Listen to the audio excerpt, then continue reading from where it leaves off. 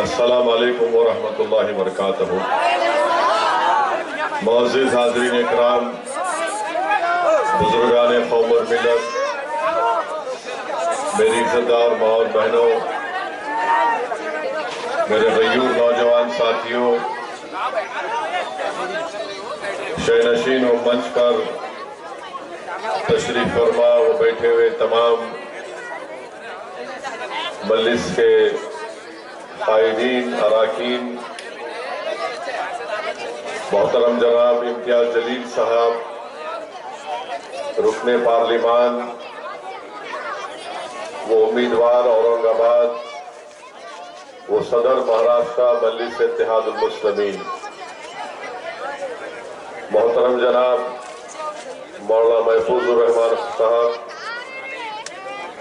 जनाब नासिर सिद्दीकी साहब, फिरोज खां साहब, आरिफ हुसैनी साहब, अयूब जागीरदार साहब, कुणाल साहब, अज्जू भाई साहब, इरशाद हाजी साहब, फातिमा फिरदौस, फिजर पटेल साहब और पूना से तशरीफ लाए मोहतरम जनाब अनीस साहब, अजीजान मिल्लत, मैं आपके दरमियान में खड़े होकर अपनी बात रखते हुए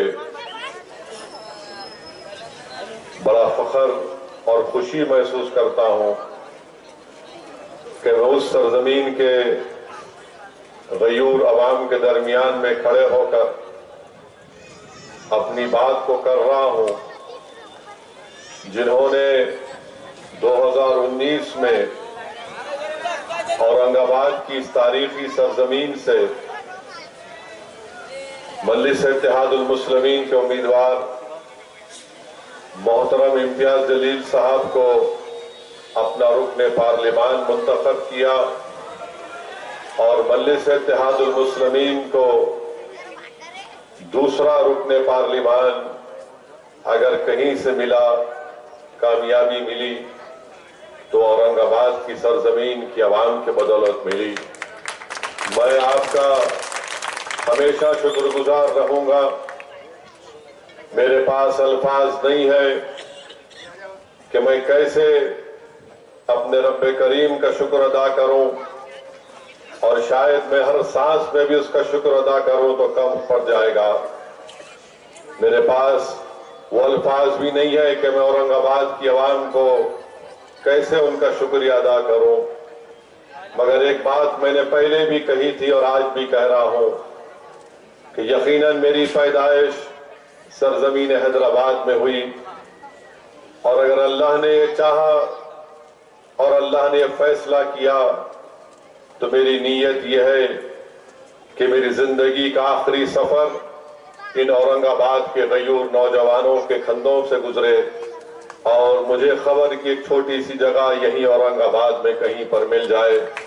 मेरे अजीज दोस्तों और बुजुर्गों, आपने तारीख बनाई है, आप नहीं मालूम आपने क्या काम कर दिया। जो जमाना नहीं समझ सका वो काम आपने कर दिया। अल्लाह आप तमाम को सलामत रखे, अल्लाह आपके जज्बे को सलामत रखे। इस शहर में बसने वाले तमाम अवाम को अल्लाह नजर बद से बचा कर रखे। अल्लाह यहाँ के बच्चों की मासूमियत को बरकरार रखे। और मैं अल्लाह से ही दुआ करता हूँ कि आपका जज्बा हमेशा सलामत रहे, क्योंकि यही जज्बा था, यही दीवानगी थी, आपका इरादा था कि आपने अपने मंजिल मकसूद को पा लिया। जमाना पुकार पुकार कर कह रहा था कि इम्तियाज जलील कामयाब नहीं होगा। बड़े बड़े अक्लमंद लोग, तज्जिया निगार, सियासी एक्सपर्ट, एनालिस्ट ये कह रहे थे ये जज्बाती लोग हैं, ये सिर्फ नारे लगाते हैं मगर कामयाबी इनके कदम को नहीं चूमेगी। मगर अक्लमंद लोग जो ये लिख रहे थे, तज्जिया निगार जो ये बोल रहे थे, वो हरगिज इंसानों की तारीख से वाकिफ नहीं है। वही कौम को अपनी कामयाबी मिलती है वही कौम मंजिल मकसूद को पा लेती है। अक्लमंदों को कामयाबी नहीं मिलती। तारीख बताती है कि जिद्दी और दीवाने लोगों को कामयाबी मिल जाती है। और औरंगाबाद की सरजमीन पर बसने वाले लोग न सिर्फ जिद्दी है, बल्कि वो अपनी मंजिल मकसूद को पाने वाले लोग हैं। दीवानगी उनके पास उस हद तक है कि अगर वो किस बात का इरादा कर लेते हैं तो उसको हासिल करके रहते हैं। मैं आपको मुबारकबाद देता हूं और आपसे अपील कर रहा हूं कि 30 साल के अंधेरे के बाद आपने एक चिराग को रोशन किया। मेरे भाई, ये इम्तियाज जलील को आपने कामयाब नहीं किया, आपने 30 साल के अंधेरे को खत्म किया। आपने सिर्फ औरंगाबाद के अंधेरे को खत्म नहीं किया, आपने महाराष्ट्र के उस 30 साल के अंधेरे को खत्म किया। आपने एक चिराग नहीं जलाया, बल्कि आपने लाखों चिरागों को जलाया। आपने लाखों जहनों को उम्मीद दे दी कि देखो, हम में जिद थी, हम में दीवानगी थी और हमने अपने इत्तेहाद की ताकत और कुव्वत के बलबूते पर ताकतवर तरीन लोगों से पंजा आजमाई की और अल्लाह ने हमारी दीवानगी को कबूल किया और आपने एक मशाले राह दिखाया उन लोगों को जो ये समझ रहे थे कि तादाद की बुनियाद पर सियासी कामयाबी मिलेगी, मगर आपने बता दिया कि तादाद की जरूरत नहीं है, अल्लाह की जात पर कामिल यकीन की जरूरत है। और आपने रब्बे करीम की जात पर कामिल यकीन करके तादाद को नहीं देखा और आपने अपने जज्बे के तहत काम किया, इत्तेहाद को मजबूत किया और आपने न सिर्फ यहां से अपने आप को कामयाब किया, बल्कि इम्तियाज जलील की कामयाबी इंसाफ की कामयाबी है। इम्तियाज जलील की कामयाबी सामाजिक न्याय की कामयाबी है। औरंगाबाद की आवाम तुमको लाखों सलाम। तुमने इम्तियाज को कामयाब तो किया, मगर तुमने जालिमों को बताया कि मजलूम भी कामयाब हो सकता है और तुमने मजलूमों को कामयाब किया।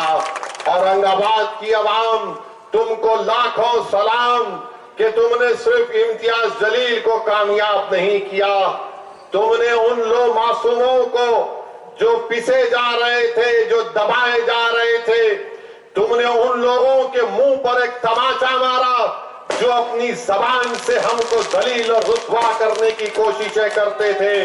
हमने उनको बता दिया कि तुमने हमको क्या क्या नहीं कहा, तुमने हमको रुसवा किया, मगर एक वक्त आया और आपने बता दिया कि हम और इस जिल्लत को बर्दाश्त नहीं करेंगे और आपने इत्तेहाद को मजबूत किया और यहां से आपने इम्तियाज जलील को कामयाब और कामरान किया। ये इम्तियाज जलील की इनफरादी कामयाबी नहीं, ये आप तमाम की इज्तिमाइयत की कामयाबी है। ये एक शख्स की कामयाबी नहीं है, ये आपके सियासी शऊर की कामयाबी है। ये एक शख्स की कामयाबी, एक जमात की कामयाबी नहीं, बल्कि औरंगाबाद शहर में बसने वाले, एक एक घर में रहने वाली हमारी मां और बहनों की दुआओं की कामयाबी है।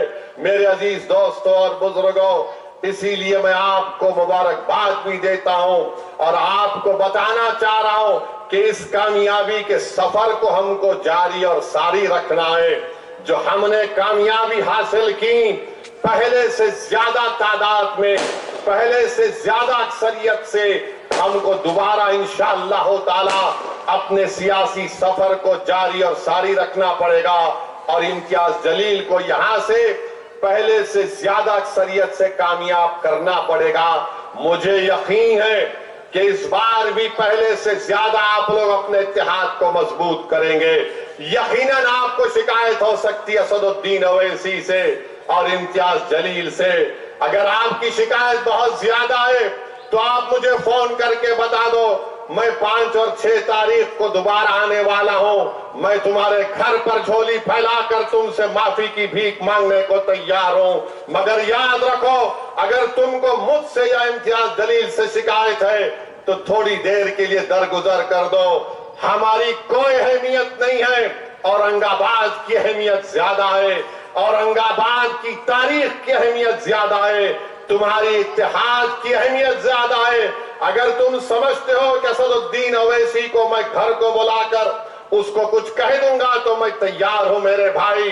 अरे मैं हर चीज के लिए तैयार हूं। याद रखो, मैं आपके लिए अपने के खून को बहाने के लिए तैयार हूं। दुश्मनों ने मेरी जान लेने की कोशिश की, मगर अल्हम्दुलिल्लाह अल्लाह ने मेरे हौसले और अज़म में कमी पैदा नहीं की। जालिमों ने 6 फीट के फासले से मेरी गाड़ियों पर गोलियां चला दी, मगर अल्लाह ने मेरे दिल को इत्मीनान दिया, क्योंकि मैं जानता हूं कि एक दिन मैं मरूंगा, इस दुनिया से चला जाऊंगा। मगर मैं पैगाम दे रहा हूं जालिमों को, मैं पैगाम दे रहा हूं फिरका परस्तों को, जो ताकत के बलबूते पर ये इक़दाम करते हैं कि हम खत्म कर देंगे। याद रखो, मैं कोई मुर्गी का बच्चा नहीं हूं कि मैं मर जाऊंगा तो कुछ सब चीज खत्म हो जाएगा। अरे असदुद्दीन अवैसी को अल्लाह ने जिंदा रखा। अल्लाह ने अपने नबी करीम सल्लल्लाहु अलैहि वसल्लम के सदक़े तुफ़ैल में असदुद्दीन अवैसी को कुछ सलाहियतें नवाजा।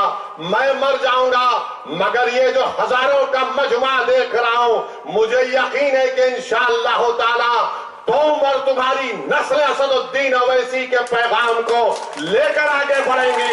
याद रखो, मैं मर जाऊंगा तो कुछ नहीं होगा। हाँ, मैं उस वक्त मर जाऊंगा जब तुम मेरे पैगाम को, मेरी जमात के पैगाम को, अपने इत्तेहाद को, मैं यकीनन उस वक्त मर जाऊंगा जब तुम्हारे दिलों से जज्बा खत्म हो जाएगा। मैं यकीनन उस वक्त मर जाऊंगा जब तुम में जिद्दोजहद करने की सलाहियत खत्म हो जाएगी। यकीनन मैं उस वक्त मर जाऊंगा जब तुम जालिमों का जवाब इत्तेहाद से नहीं दोगे। अरे हम जिंदा कौम है, हम जिंदा रहने वाले हैं। जब तक हम जिंदा है दुनिया जिंदा रहेगी, जब हम नहीं तो दुनिया भी नहीं रहेगी। ये हमको हमारे बड़े बुजुर्गों ने बताया। तो मेरे अजीज दोस्तों और बुजुर्गों, अपने इत्तेहाद को, अपने जज्बे को सलामत रखो। ये एक पहला कदम हमने 2019 में उठाया। अब हमको आगे बढ़ना है और आगे बढ़ते जाना है। आप जानते हैं मेरे अजीज दोस्तों और बुजुर्गों, इम्तियाज जलील कामयाब हुए, आदर्श का स्कैम हुआ। इम्तियाज जलील ने गरीबों को इंसाफ दिलाने के लिए आगे बढ़ा। इम्तियाज जलील एक डॉक्टर का बेटा है। जब अस्पताल में गबन हो रहा था तो इम्तियाज जलील ने हाई कोर्ट में PIL डालकर खुद कोर्ट के सामने जाकर खड़ा हो गया। आज आपके MP की नुमाइंदगी की वजह से एक 200 बेड का GM मेमोरियल अस्पताल बनने जा रहा है। वो गरीबों को उससे फायदा होगा। जो गरीब और मजलूम होगा, इंशाअल्लाह वो दवाखाना बनने के बाद उसको फायदा मिलेगा। आप जानते हैं कि संग्राम नगर का रेलवे फ्लाईओवर ब्रिज औरंगाबाद में बन रहा है इम्तियाज जलील की नुमाइंदगी पर। वहीं पर बाबा साहब अम्बेडकर मराठवाड़ा विद्यापीठ यूनिवर्सिटी को 100 करोड़ रुपए अगर मिले, उसमें इम्तियाज जलील की नुमाइंदगी बहुत बड़ा रोल उसमें था। अगर आज आप देखते हैं कि आपका दवाखाना प्राइवेट लोगों को दिया जा रहा था, इम्तियाज जलील खड़े हो गया और कहा कि गवर्नमेंट का पैसा है, नाना की दुकान पे मामू की फातिहा होने नहीं दूंगा मैं। और इम्तियाज जलील ने उसको रुकवा दिया। मेरे अजीज दोस्तों और बुजुर्गों, ये इम्तियाज जलील के छोटे से कारनामे आपके सामने बयान कर रहा हूं। और फिर आप जानते हैं कि औरंगाबाद म्युनिसिपल कॉर्पोरेशन में डॉक्टर बाबा साहब अम्बेडकर मराठवाड़ा विद्यापीठ में ऐसे कई मुलाजिमीन को उनके हुकूक इम्तियाज जलील की नुमाइंदगी पर मिले हैं। तो मेरी आपसे गुजारिश है, हाँ, MP फंड से भी कई काम इम्तियाज जलील साहब ने करवाए हैं। हाँ, यकीनन और भी काम करवाना बाकी है। मैं आपसे वादा कर रहा हूं कि इंशाअल्लाह ताला बहुत से काम अभी ज़ेरे तकमील हैं। मजलिस इत्तेहादुल मुस्लिमीन उन तमाम कामों को पूरा करवाएगी। मगर आपको यह भी बताना मैं जरूरी समझता हूं कि 20 साल से एक शख्स को औरंगाबाद की आवाम ने कामयाब किया। 20 साल उनको कामयाब किया। क्या किया उन्होंने? कुछ किया उन्होंने? गाली देते थे? गाली देता था नहीं देता था? तौहीन करता था नहीं करता था? 20 साल औरंगाबाद की आवाम ने उनको मौका दिया। और क्या करते थे? 2018 मुझे अच्छी तरह याद है क्या हुआ था उस जमाने में। कौन कर रहा था वो गड़बड़? कौन दंगा फैलाने की कोशिश कर रहा था? 20 साल मौका मिला। अरे 20 साल में तो बच्चा जवान होकर शादी भी कर लेता, मगर ये 20 साल में औरंगाबाद को पीछे लेकर चले गए। सिर्फ नफरत नफरत नफरत की बातें की, दिलों को तोड़ने की बातें की, नफरत को फैलाने का काम किया। और आज आकर कह रहे हैं मेरा आखिरी इलेक्शन है। अरे तेरा आखिरी इलेक्शन 2019 था, तेरा दी एंड हो चुका है। अब तेरा कोई इलेक्शन नहीं होने वाला इंशाअल्लाह ताला। अब आप जवाब दीजिए, 2019 में उसका आखिरी इलेक्शन हुआ नहीं हुआ?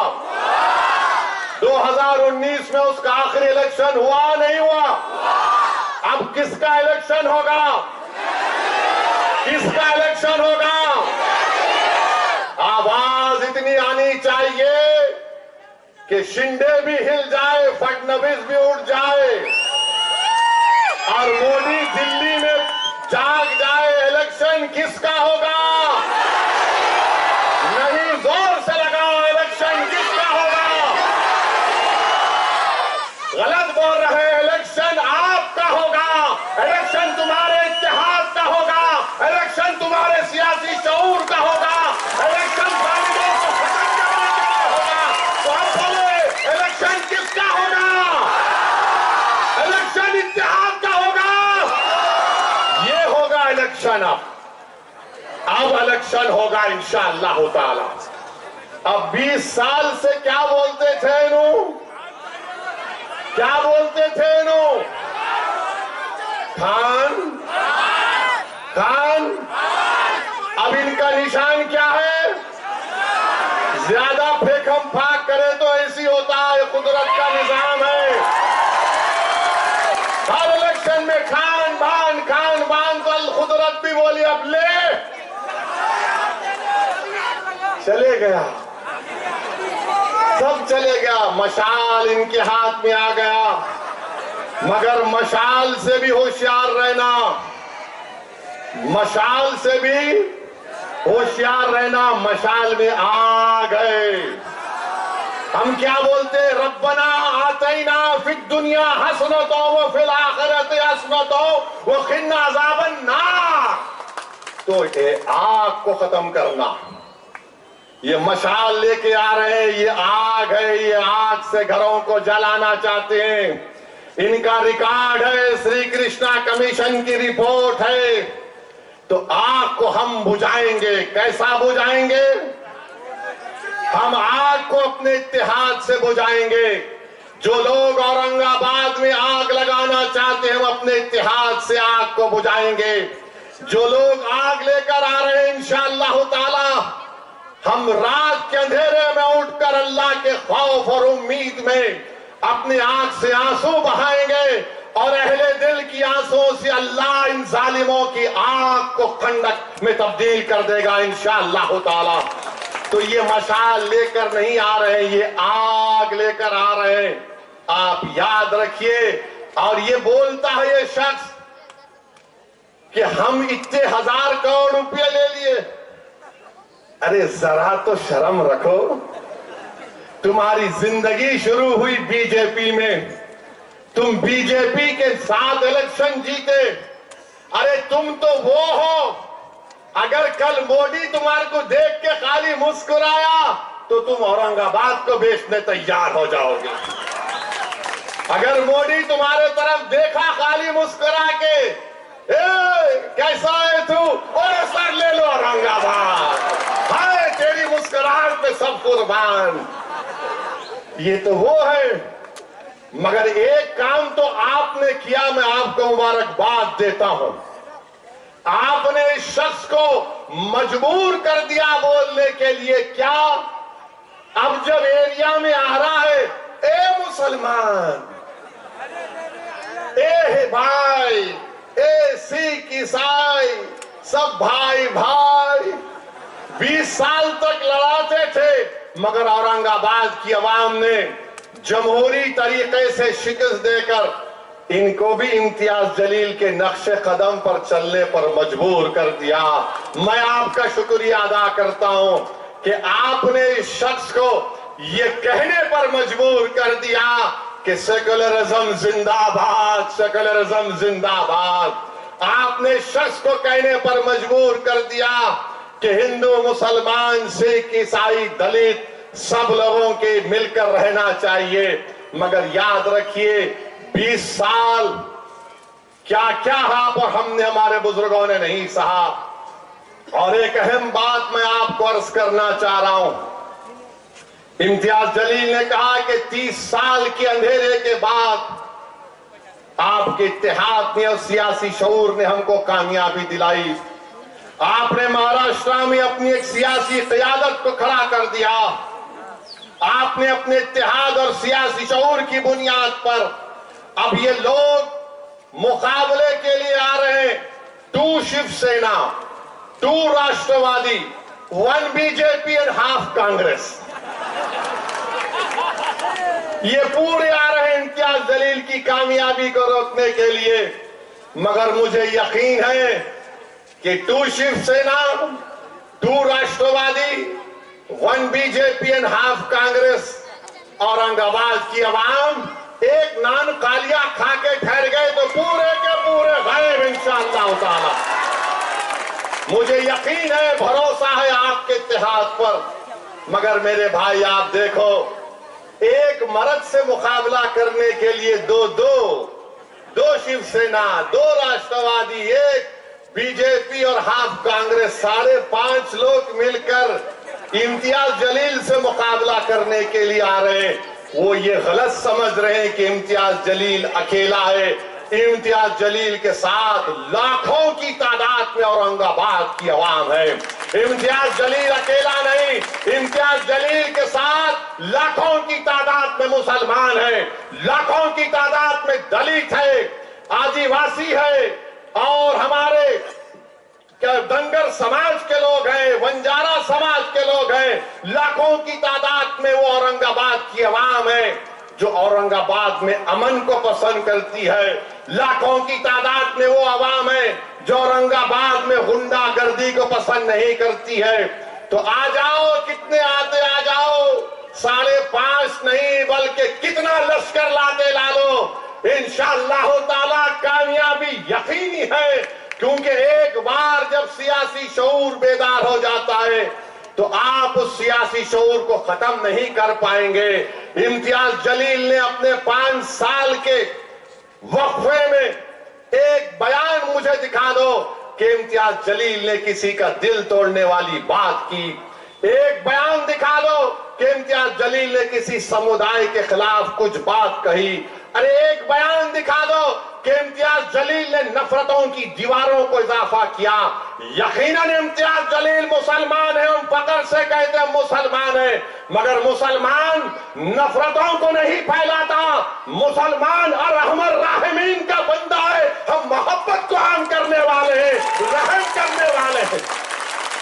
और आप बताइए, ये क्या क्या नहीं बोलते हैं, क्या क्या नहीं बोलते हैं। अखबार में लिखते, अपने शिवसेना के अखबार में लिखा कि असदुद्दीन और इम्तियाज जलील के वोट डालने के हक को छीन लिया जाए। बाप की जागीर है, कोर्ट का इख्तियार छीन लेंगे, मगर जहन मालूम हो रहा। अब दूसरी बात, ये जो 20 साल से नाकारा एमपी था, जिसका आखिरी इलेक्शन हो चुका है, जिसका दी एंड हो चुका है, उसकी पार्टी ने CAA का कानून आया तो मोदी का साथ दिया नहीं दिया? दिया नहीं दिया? ट्रिपल तलाक का कानून बनते वक्त साथ दिए नहीं दिए मोदी का? UAPA का कानून जब बन रहा था तो साथ दिए नहीं दिए? बताओ। अब कैसा अरे प्यारे, CAA का कानून बन गया, और अगर कोई औरंगाबाद के म्युनिसिपल कॉर्पोरेशन में कहेगा कि नासिर सिद्दीकी के नाम के आगे मुझे ऑब्जेक्शन है, तो नासिर सिद्दीकी को अपनी शहरियत सिटीजनशिप साबित करना पड़ेगा, और नासिर सिद्दीकी से कहा जाएगा, नासिर सिद्दीकी तुम अपने दादा का बर्थ सर्टिफिकेट लेकर आओ। CAA NPR NRC के साथ मिलकर देखना चाहिए। ये एक साजिश रची जा रही है भारत में गरीबों को, दलितों को, आदिवासियों को, अल्पसंख्यक समाज मुसलमानों को स्टेटलेस बनाने के लिए। आज ये लाख कह रहे पार्लियामेंट में, अमित शाह से मैं पूछा था, बताओ तुम NPR NRC करोगे नहीं करोगे? तो अमित शाह ने कहा कि ओवैसी जी निश्चिंत रहिए, NPR NRC होगा। बताइए, CAA का कानून ये लोग लागू करेंगे। और कौन था पार्लियामेंट में? लोग बोलते 540 की पार्लियामेंट है, ये क्या कर लेंगे? दो दीवाने 540 पर भारी पड़ गए थे। जब कानून बिल लाया गया तो मैं और इम्तियाज जलील ने खड़े होकर मोदी के 300 एमपीज के सामने, उस वक्त शिवसेना के 2 टुकड़े नहीं हुए थे, इनके 18-19 जितने थे, उन सबके सामने खड़े होकर हमने कहा ये काला कानून हम उसको फाड़ते हैं, ले फाड़, तेरा फाड़ दे, ले बिल। और हमारे उस फाड़ने के बाद अल्हम्दुलिल्लाह पूरे मुल्क में एहतजाज की शक्ल अख्तियार कर गया। मेरे भाई, ट्रिपल तलाक का कानून यही मोदी के साथ शिवसेना ने तायीद की। बोलो, पूछो उनसे जब आएंगे आपके पास, बता ट्रिपल तलाक पर तेरा क्या ओपिनियन है? तो बोलेगा अरे छोड़ ना, अभी तो छोड़। तो आप उसको बोलिए तूने ट्रिपल तलाक में सपोर्ट किया, अब मोदी को भी तलाक, तेरे को भी तलाक, अब सबको तलाक। अब आएंगे UAPA का कानून, भीमा कोरेगांव के दलित लोग जेलों में सड़ रहे हैं, एक पादरी मर गया उसमें। क्या उद्धव ठाकरे ने तायीद नहीं की UAPA कानून की? बताओ किस पर सवाल हो रहा है? दलितों पर, आदिवासियों पर, दानिश्वरों पर और अल्पसंख्यक समाज के मुसलमानों पर इस्तेमाल हो रहा है। किसने वकालत की? कानून की मजलिस ने, मैं और इम्तियाज जलील ने उसके खिलाफ वोट दिया और अब सेकुलर हो गए। मेरे भाई याद रखो, आपने 30 साल के बाद अपने इत्तेहाद की ताकत पर, अपने सियासी शऊर की बुनियाद पर आपने यहां से औरंगाबाद पर अपने MP को कामयाब किया। दोबारा सोच लीजिए, आपके पास सिर्फ 2 ही रास्ते हैं, या तो हम यरगमाल बन जाए इन जालिमों के, बंदी बन जाए इन लोगों के जो हमको रुसवा करते हैं, या फिर हम आजाद जिंदगी गुजारें अपने MP को यहां से कामयाब और कामरान करके। फैसला आपको करना है। मैं आपसे सिर्फ दरखास्त कर सकता हूं, भीख मांग सकता हूं कि आपने जो सियासी सफर शुरू किया उसको रोकिए मत, उसको रोकिए मत। खुदा के लिए इन आने वाली नस्लों को सामने रखिए। कल अगर पार्लियामेंट में मोदी यूनिफॉर्म सिविल कोड का बिल लेकर आएगा तो क्या ये खान पान बोलने वाला तायीद करेगा या मुखालिफत करेगा? बताओ मुझे। यूनिफॉर्म सिविल कोड लाया जाएगा तो कौन खड़े होकर मुखालिफत करेगा? क्या इम्तियाज जलील करेगा या फिर ये दो शिवसेना, दो राष्ट्रवादी और बीजेपी वाले या आदि कांग्रेस करेगी? यूनिफॉर्म सिविल कोड क्या है बताता हूं तुमको चंद मिनट, 1 मिनट में। उत्तराखंड में यूनिफॉर्म सिविल कोड आया, वहां पर यह कहा गया कि मुसलमान निकाह से शादी नहीं कर सकता, स्पेशल मैरिज एक्ट में शादी करना पड़ेगा। उठाकर देख लो, मुसलमान निकाह से शादी नहीं करेगा, स्पेशल मैरिज एक्ट से करेगा। तो फिर दुल्हन का महर क्या होगा? क्या स्पेशल मैरिज एक्ट में महर है? नहीं है। यह यूनिफॉर्म सिविल कोड का बिल बीजेपी कह रही हम लेकर आएंगे। पूछो इन लोगों से क्या है तुम्हारी राय? बोलेंगे अभी मत बात करो, वो भड़काऊ भाषण देना उसकी आदत है, उसके बातों में मत। और मैं तुमको पूछ रहा हूं, बीजेपी अलग कह रही है यूनिफॉर्म सिविल कोड लेकर आएंगे। यूनिफॉर्म सिविल कोड उत्तराखंड में देख लो आप। ये 4 शादियों का मसला नहीं है, शादी का मसला है।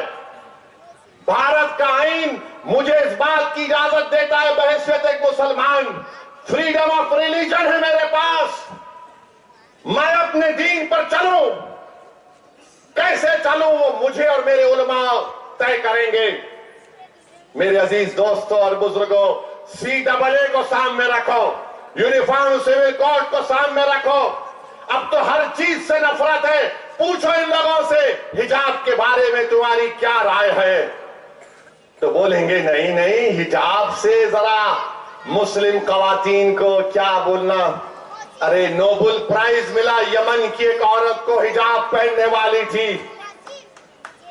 हिजाब पहनकर मेरे डॉक्टर गफ्फार कादरी की बेटी मेडिसिन कर रही है। हिजाब हमारी खवातीन की तरक्की की राह में हायल नहीं होता। हिजाब सर पर पहना जाता है, दिमाग को कवर नहीं किया जाता। ये तुम्हारा है, फितूर है, ये तुम्हारी नफरत है। मगर मेरे अजीज दोस्तों और बुजुर्गों, आपने देखा मुख्तार अंसारी को जहर दे दिया गया। ये गए लोग जाकर मिले मुख्तार अंसारी के अफराद खानदान से, स्लो पॉइजन दे दिया गया, मुख्तार अंसारी शहीद हो गए। मैं बताना चाह रहा हूं आपको, इस हमारे वतन अजीज की सियासत की तल हकीकत यह है कि जब कभी भी हम अपने नुमाइंदों को कामयाब करने की बात करते हैं, या तो हमको स्लो पॉइजन देकर जिस्मानी तौर पर मार दिया जाता, या स्लो पॉइजन देकर हमारी क़यादतों को खत्म कर दिया जाता। अब आपको फैसला करना है, आप स्लो पॉइजन पिएंगे या जिंदा रहने की आपको हम कोशिश करना पड़ेगा। हथकड़ियों में एक शख्स को गोली मार दी गई, साबिक MP है, कोर्ट ने सजा दी, किसने आवाज उठाई? कोई नहीं, सन्नाटा है, डरते हैं, कोई नहीं बोलने वाला है। और कौन बोलते हैं? यही 2 दीवाने बोलते हैं। और ये 2 दीवाने सिर्फ अल्पसंख्यक समाज मुसलमान के लिए, सबके लिए बोलते हैं। मेरे अजीज दोस्तों और बुजुर्गों, जान तो एक दिन जानी है, मगर किसी एक शायर ने क्या खूब कहा था कि हम ना बाज आएंगे मोहब्बत से, जान जाएगी और क्या होगा। अरे कम से कम जब चले जाएंगे तुम्हारे कंधों पर इसी औरंगाबाद की किसी जमीन में, तो कोई ये तो नहीं कहेगा कि असदुद्दीन ओवैसी बुज़दिल था, कोई ये तो नहीं कहेगा कि असदुद्दीन ओवैसी हमारे लिए लड़ने और मरने वाला नहीं था, कोई ये तो नहीं कहेगा कि असदुद्दीन ओवैसी ने हमारे जज्बात का सौदा किया। बल्कि मुझे यकीन है कि आप में जो दिलदार होंगे, अहले दिल होंगे, बोलेंगे कि हाँ, मर्द का बच्चा था, डरता नहीं था किसी माई का लाल से। मेरे अजीज दोस्तों और बुजुर्गों, अभी इम्तियाज जलील साहब ने कहा, वो महाराष्ट्र के सदर हैं, वो फैसला ले सकते थे। मैं उनका शुक्रिया अदा करता हूं। उन्होंने कहा कि जनाब प्रकाश अंबेडकर साहब की हम ताईद अकोला में करें, यकीनन करेंगे इंशाअल्लाह ताला प्रकाश अंबेडकर साहब की ताईद अकोला में। क्यों नहीं करेंगे? हमारा अलायंस उनसे था, अब नहीं है, मगर हम वो सोच रखते हैं कि दलितों की भी सियासी लीडरशिप बने। और अगर प्रकाश अंबेडकर साहब के अकोला से कामयाबी होती है तो यकीनन इसमें पूरे दलित समाज का, वंचित समाज का फायदा होगा। मैं यहां से ठहर कर हमारे अकोला के मजलिस के जिम्मेदारों से ये गुजारिश करता हूं कि आप प्रकाश अंबेडकर साहब के हक में अपने वोट का इस्तेमाल करिए और औरंगाबाद में आप इम्तियाज जलील के हक में अपने वोट का इस्तेमाल करिए। और मेरे अजीज दोस्तों और बुजुर्गों, पूना के बारे में इम्तियाज साहब ने कहा यकीनन लड़ना चाहिए। क्यों नहीं लड़ेंगे? अनीस साहब लड़ना चाह रहे हैं, बराबर आगे बढ़ेंगे।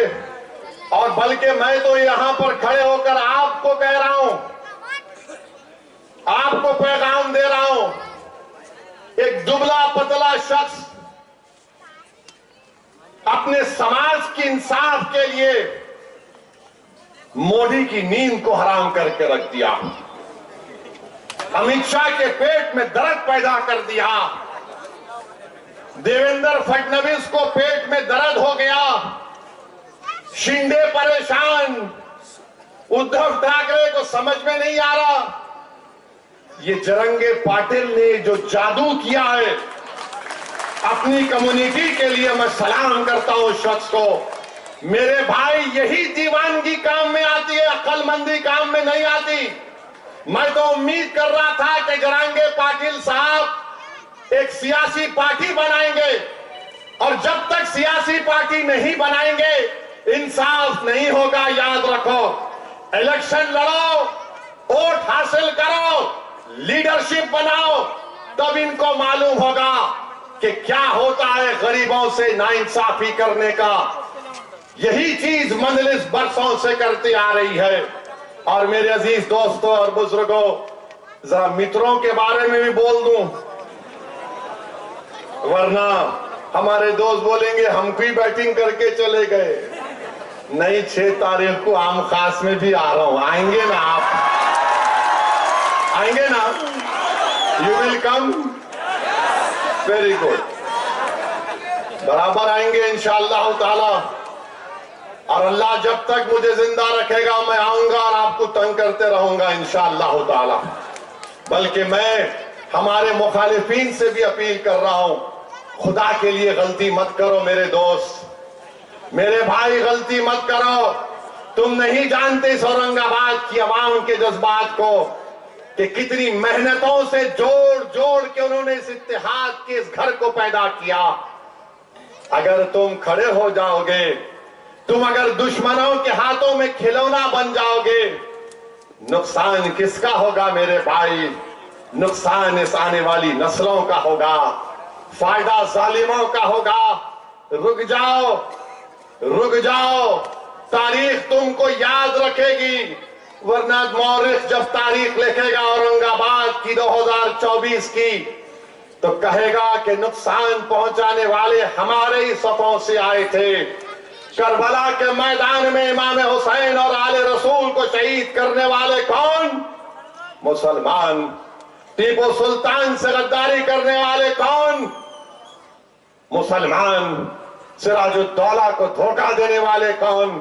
तो आप उन लोगों में अपना नाम मत लिखाओ। अगर तुम समझते कि हमसे कोई गलती हुई तो बोलो मेरे को, मैं तुम्हारे घर को आने को तैयार हूं। मगर इसके इत्तेहाद के लिए तुम जालिमों के हाथ में खिलौना मत बनो। मैं तुम्हारे लिए भी दुआ करता हूं और करता रहूंगा। मगर याद रखो, 30 साल की जिद्दोजहद के बाद आपने एक चिराग को रोशन किया है। ये एक शख्स की कामयाबी नहीं है। अरे इम्तियाज और हम एक दिन मर जाएंगे मेरे भाई, इस जमीन की ग़िज़ा हम बन जाएंगे, मगर आपका इत्तेहाद तो सुबह क़यामत तक कायम रहना चाहिए। और अब आखिरी में देश के वजीर आजम, उनका बेरोजगारी की बात निकली। नौजवान बेरोजगार है भारत में, तड़प रहा है, तो उनके एक एमपी आजमगढ़ के बोल दिए। पूछा गया बेरोजगारी के लिए क्या किया, तो बोले क्या करेंगे मोदी जी, क्या करेंगे मोदी जी। जर्नलिस्ट बोला है क्या बोल रहा है इन्हें, तो वो जान दो, वो तो सबको मालूम। अब वो नहीं बोल सकता, उन्हें बोले तो दिखता है नान खलिया असर कर रहा है। मालूम फिर मैं नहीं खाया शायद इसलिए, खैर कभी है, जा रहे यहां से। अब उनसे पूछा गया तो उन्होंने बोले देखो मोदी जी ने कोशिश कर ली और बड़ा काम किया, योगी जी ने कि क्या किया, वो बच्चे नहीं पैदा किए। अब आप बताइए, हम उनके फैसले का एहतराम करते, भाई उनका इख्तियार है, राइट टू प्राइवेसी है, मगर जो बच्चे पैदा करे उन्हें क्या करना। उन्होंने बोल रहे नहीं तुम बच्चे नहीं पैदा करना था। अच्छा फिर अगर मेरे दिल में दिमाग में सवाल पैदा, मैं वहां रहता तो उससे पूछता हेलो सर आप कैसा पैदा हुए, how did you come into this world, कैसे आए तुम, ऐसा है आम फाट या कोई आसमान से मार कुछ छोड़ दिया, क्या है ये। मोदी जी बोलते ना खाऊंगा ना खाने दूंगा, बोलते ना। इलेक्ट्रल बॉन्ड में 8,000 करोड़ रुपए मिले मोदी जी को, 8,000 करोड़, माने मोटे मोटे सेठा इनको पैसे दिए, इन्हों बिक गए। राष्ट्रवादी को पैसे मिले, शिवसेना को मिले, इसको कान बान को मिले। एक बीफ कंपनी अलाना, उन्होंने 10 करोड़ रुपए मोदी जी को दिए, 1.5 करोड़ कान बान को दिए।